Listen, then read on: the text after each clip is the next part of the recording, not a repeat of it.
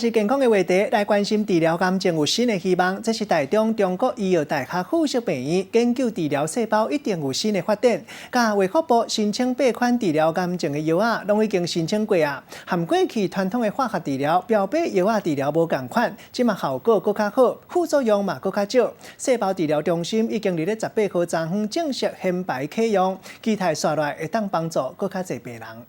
请启动。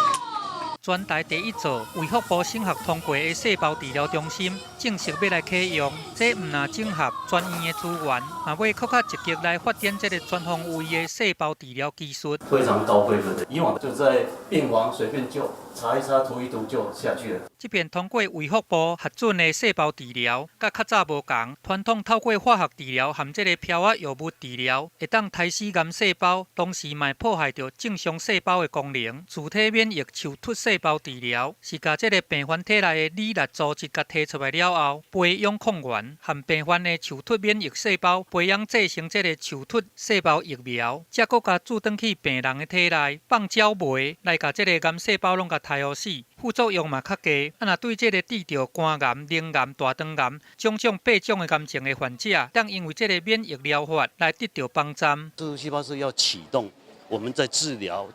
肿瘤的淋巴球，那一般淋巴球就是警察部队就直接的攻击部队，那这样的话就会杀死这些坏蛋。来台湾工作，香港的陈先生因为肝癌第3期啊，开笔几千万呢，现在已经顺利来治疗好去啊。标靶药其实它只是可以让你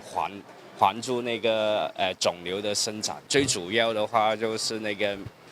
免疫疗法跟树突细胞。这项树突细胞免疫治疗法需要自费，伊的成功率嘛和患者的免疫力会有无同的结果。即马细胞治疗中心成立，未来脑中风观察院。这个母体细胞治疗的技术，嘛拢会来甲福卫部申请，希望会当来造福更较侪患者。记者综合报道。